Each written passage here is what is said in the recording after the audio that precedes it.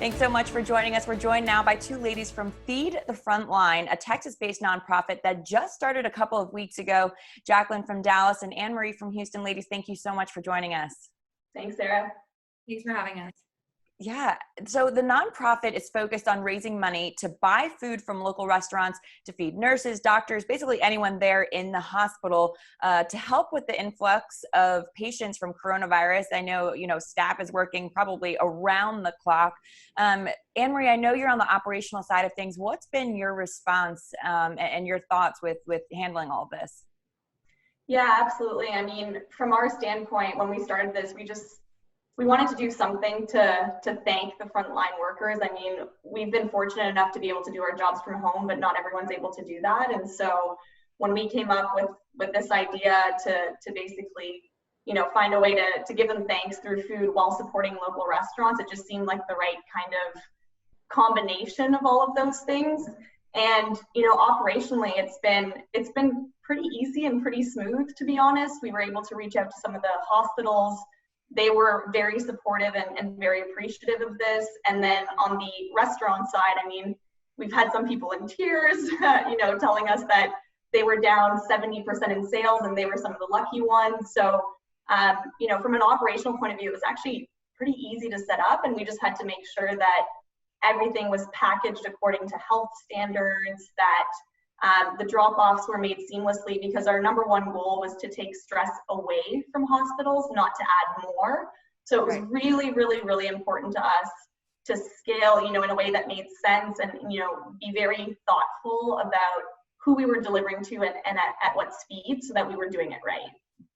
Absolutely. And I know that's so important, being mindful of not adding more to the problem.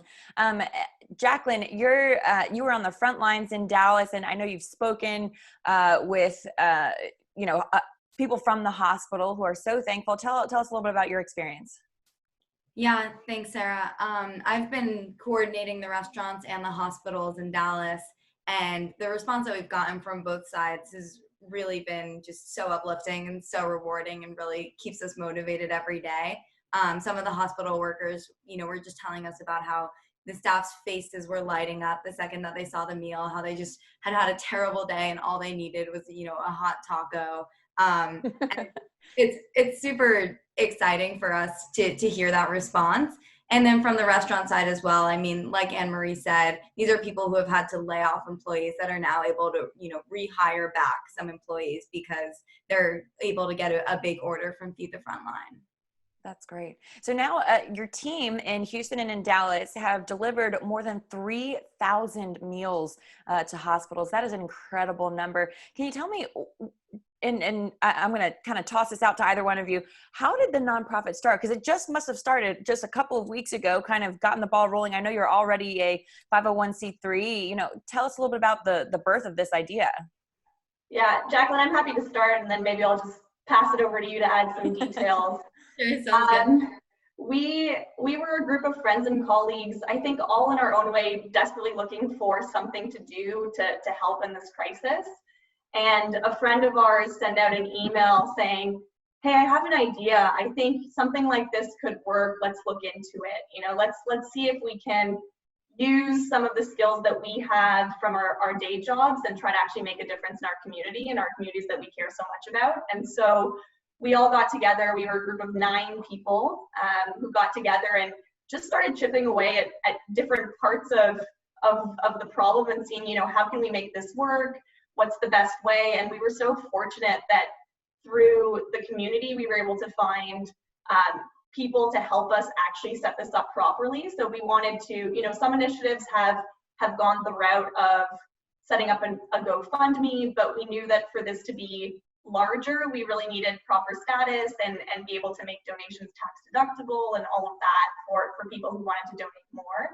And so we had lawyers help us pro bono. We had, others in the community just rally behind the idea, and everyone that we talked about this idea with got excited and really wanted to hop on the bandwagon. And so it all kind of spiraled, and we ended up being able to file all our paperwork and set this up in the span of pretty much a week. And simultaneously, we're on the back end building all those relationships with hospitals and restaurants to make sure that when we were all ready to go, we could start delivering meals. So Jacqueline, I don't know, do you want to add anything else to that?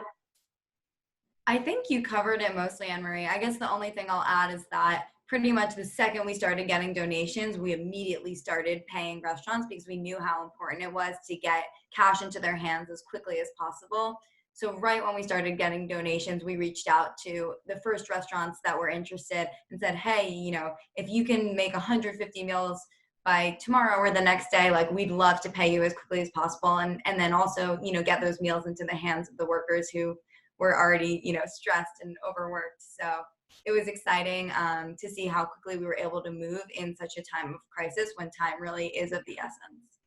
And one thing I'll just add to that, sorry, Sarah, one thing I'll add is that actually in the first week while we were setting all this up, we were so eager to get things off the ground that we actually self-funded a lot of the meals that we delivered.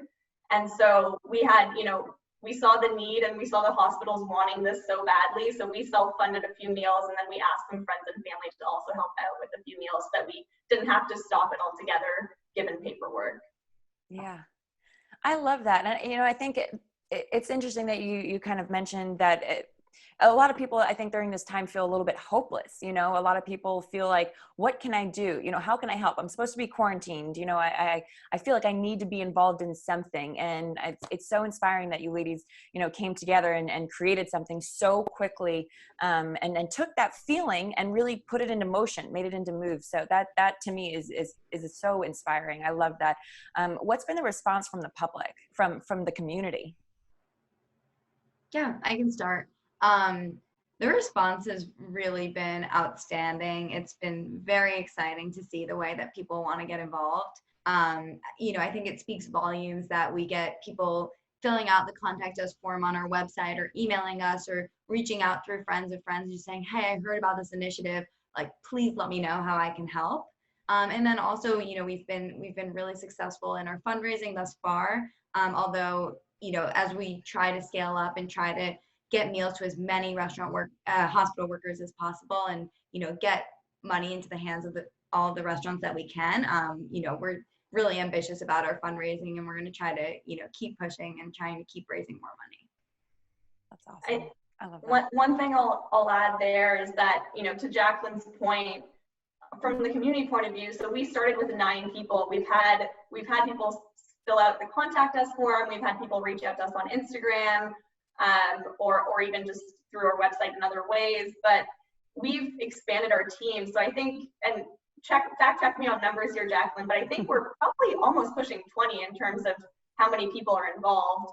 At least 15, close to 20, and that's just people from the community. So it's, you know, all different walks of life, be it teachers, people who work in hospitals. We have one epidemiologist who's studying currently. We have, you know, even a high school student. So it's one of those things where it's really snowballed, and there's been so much support from people wanting to join in to the movement and just wanting to do something, because I think, like you mentioned, Sarah, a lot of us are just sitting there at home during quarantine and saying, I know I want to help, I just don't know how. And that was the feeling that I had before we started this, and that's why this has become so important to me.